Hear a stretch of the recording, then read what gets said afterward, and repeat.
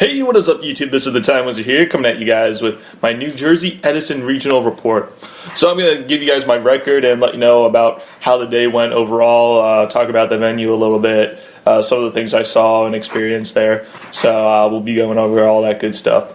So anyway, if you guys didn't know, I was playing Constellars. The deck performed good, it's just I made misplays, and ultimately that cost me from moving on throughout the day. But anyway, so start off with my matches. I don't remember exactly what my record was, but first round I played against Thunder Family, which was surprising. There was a lot of Thunder Family there.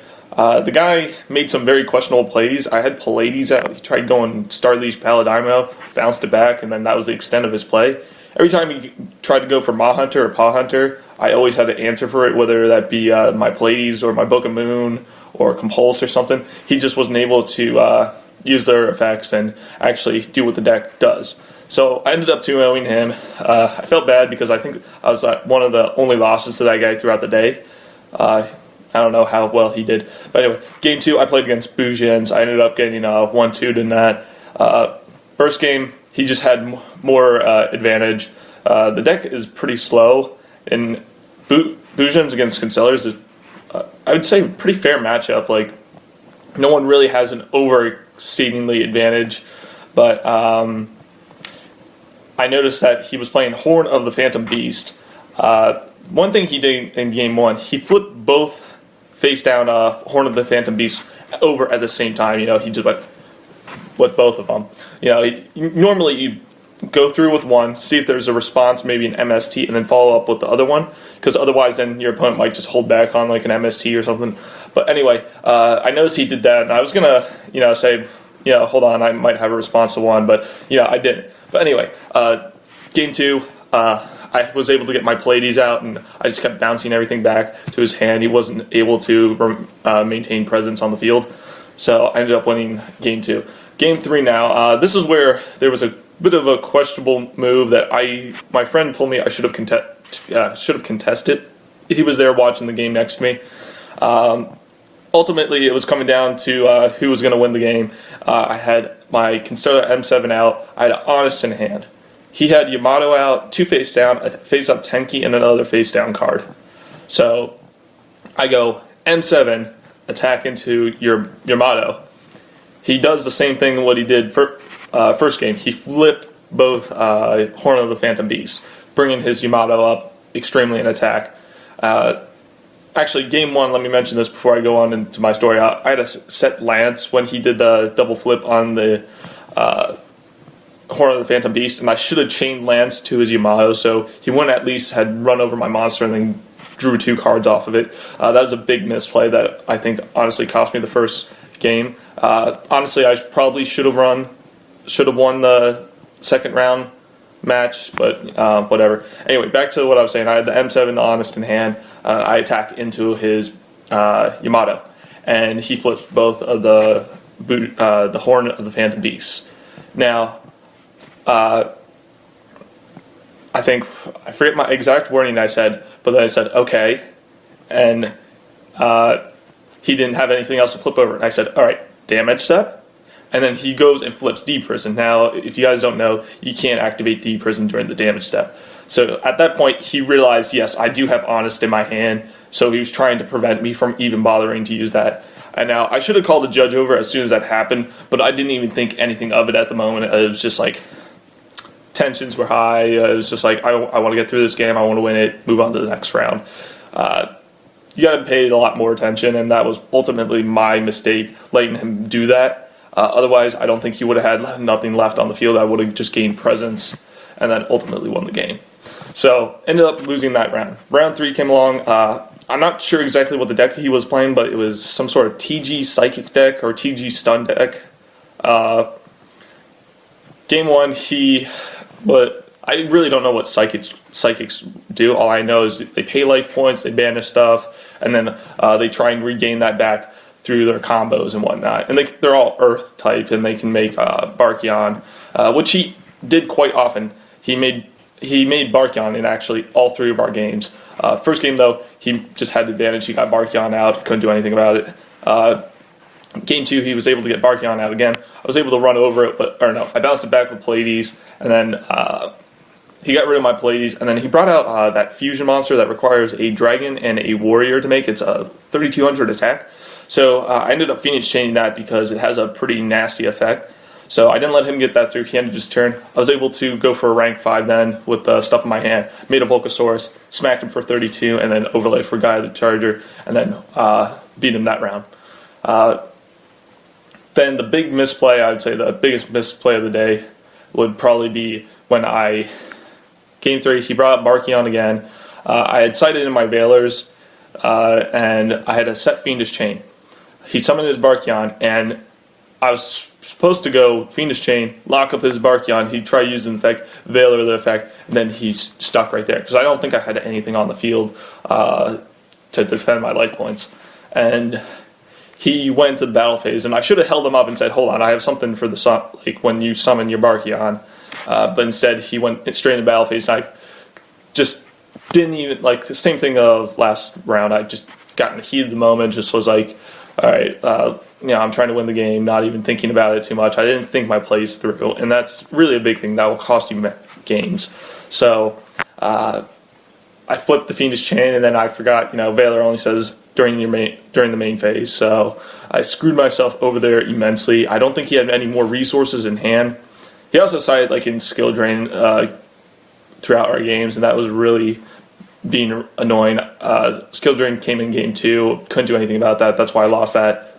Or no, I was able to get rid of skill drain, was something I forget.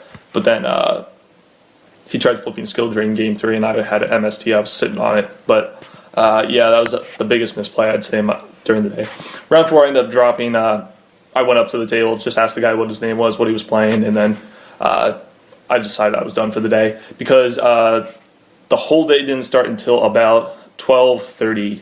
I got there about a little bit after 8, so about a good 4 hours of just waiting around, waiting for matches to start. It was so unorganized, and it was at this hotel right off the turnpike. There was nothing around except for like office buildings. It wasn't like a downtown city or anything. It was just a random, really shitty looking hotel off of the highway.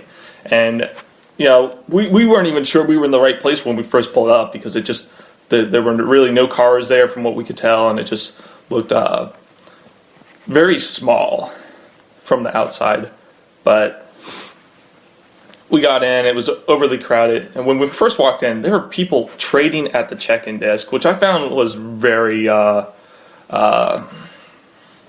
don't know if rude is the right word, but just something you don't do at a place of business. It's like, yeah, we're here for the tournament, but you can't wait until we get inside to start making trades, or even just stand next to the guy who I'm making trades. But people are sleeping up cards at the check-in desk. The lady looked overly pissed off. People were trying to check in, check out, all that good stuff.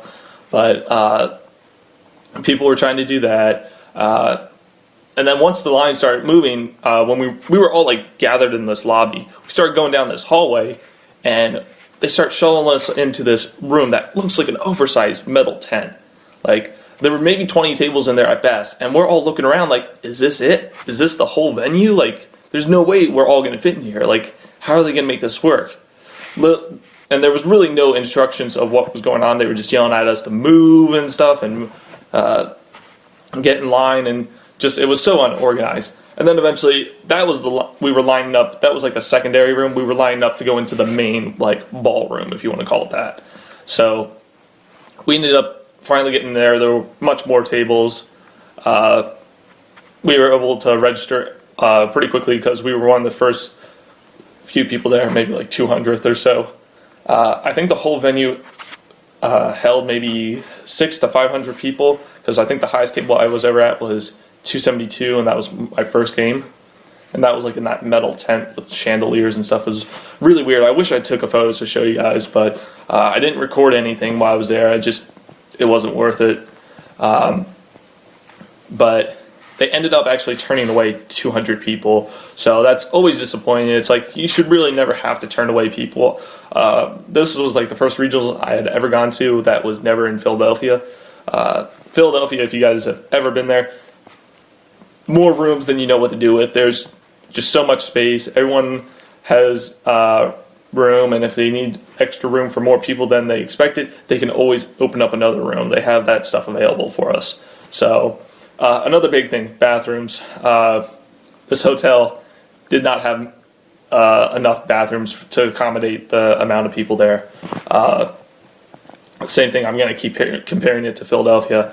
They have more bathrooms than you know what to do with. You could, for every round that you play, you could shit in a different toilet, honestly. But regardless, there weren't enough bathrooms.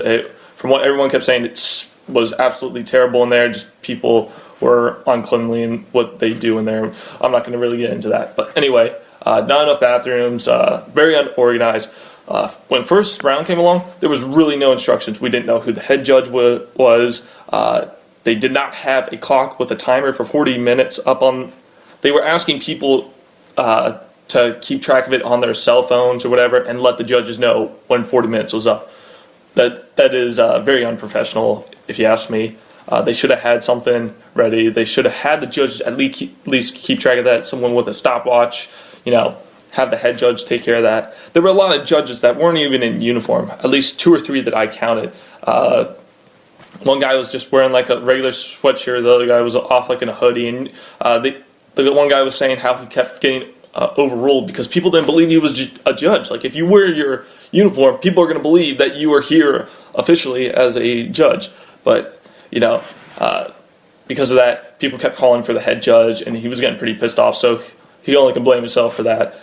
But it was very unorganized. Vendors were pretty good. I was very impressed with that. They had a very wide selection of stuff you needed. All you had to do was ask, and they had it there for you. It was pretty cool. A little way overpriced, though. It was, I don't know, it wasn't even close to some of the pricing for certain items. Like, my buddy was trying to get a harpy dancer, which is like $12 right now. They had it valued at 20. Yeah, I know they're trying to run a business, but try and be a little bit close. But so the vendors were good. Let's see. Oh, I didn't pull shit out of my packs, but actually I did pull a secret drowned magician or downer magician, and then my buddy pulled a number 101 ultimate, which was really cool. When we were in line, actually, someone pulled an Exiton and a number 101 from their 5 packs, and the guy was so hyped. Everyone's giving high fives. It was pretty cool to see someone do that. But I don't know. I don't think if I had the choice, I'd ever go there again. I would honestly would avoid it. Another thing, came lunchtime, because right after I gave up on round 4 and I just gave the win to someone else, by that time it was almost 4 o'clock. They were running really late. And me and my buddy, we hadn't had lunch or anything. We had breakfast way early at like 6 o'clock or so, but we're just like, we had the same record. We said, screw this, let's go get food. The only place that was nearby, there was nowhere else that you could go walking distance, or otherwise you'd have to get in your car and go off somewhere, and there just wasn't enough time to do that. This place, forget the name of it, but we were looking at the menu, and it's like $14 for a hamburger. We're like, what's going on here? And then we see it's like, oh, the portion size feeds 2 to 3 people.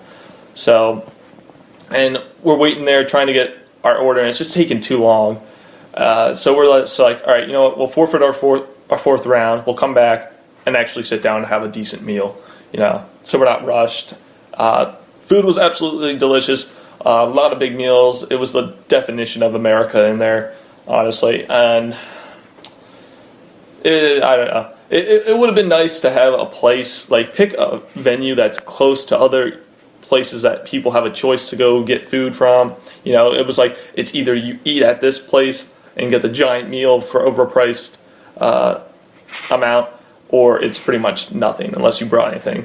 And that's another thing. You guys should always bring snacks throughout the day, drinks, just in case of that sort of thing happens. So I learned my lesson from that, but it was a little disappointing that that was our only option. But it turned out it was good, so I really can't complain.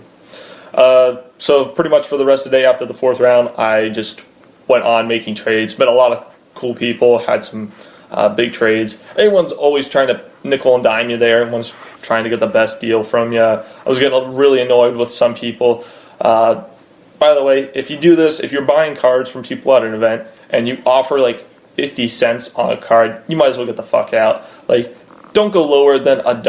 $1 is just the minimum any card should be traded for, or like 2 for $1. This guy offered me 2 for 50 cents. I forget even what it was.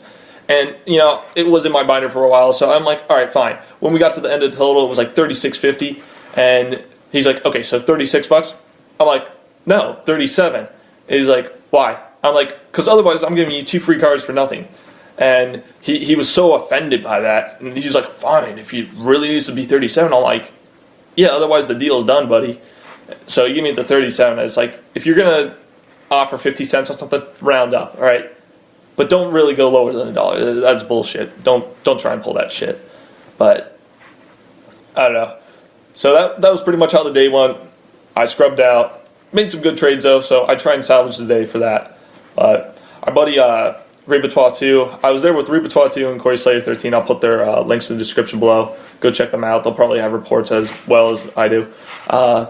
Repertoire 2 did the best out of us. Our buddy Thomas, he took Noble Knights. It was pretty damn interesting. Noble Knights are really, I don't know, not really known. People don't bother to read what their effects do and stuff. And he was doing very well. I was really impressed. So big congrats to him for doing well throughout the day. But I scrubbed out, like I said. So I'm all right with that. You know, there's always next time. So yeah, that's a bit about it, guys. If you have any questions, you know, always leave them in the comment section. I'll answer them. But as always, please like, comment, and subscribe for more Yu-Gi-Oh videos, and I'll see you next time.